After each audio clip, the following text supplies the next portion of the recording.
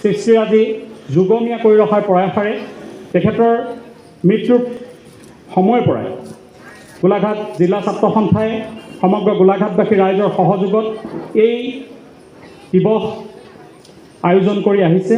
গতিকে এইবাৰো আমি ডক্টৰ ভূপেন হাজৰিকা স্মৃতি দিৱসৰ আয়োজন কৰিছোঁ।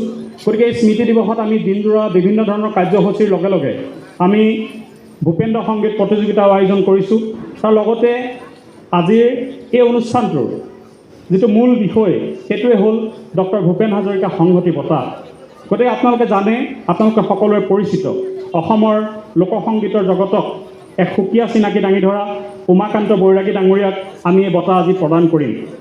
আমি আপোনালোকক জনাবলৈ পাই সুখী হৈছোঁ যে সদৌ গোলাঘাট জিলা ছাত্ৰ সন্থাৰ ডক্টৰ ভূপেন হাজৰিকা স্মৃতি ৰক্ষা সমিতিয়ে 2013 চনৰ পৰাই বঁটা প্ৰদান কৰি আহিছে। 2013 চনত আমি ভাস্কৰ্য শিল্পী বীৰেং সিংহক এই বঁটা প্ৰদান কৰিছিলোঁ। 2014 চনত আমি ৰবিৰাম বৰ্মক এই বঁটা প্ৰদান কৰিছিলোঁ। 2015 চনত বিৰুবালা ৰাভাক আমি এই বঁটা প্ৰদান কৰিছিলোঁ।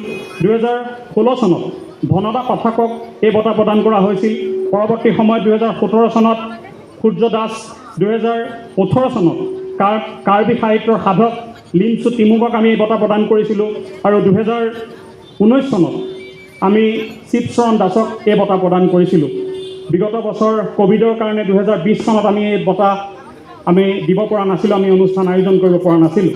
কিন্তু এই বছৰ আমি এই বঁটা দিবৰ কাৰণে সক্ষম হৈছোঁ, কাৰণ আমাৰ যিখন স্মৃতি ৰক্ষা সমিতি আৰু গোলাঘাট জিলা ছাত্ৰ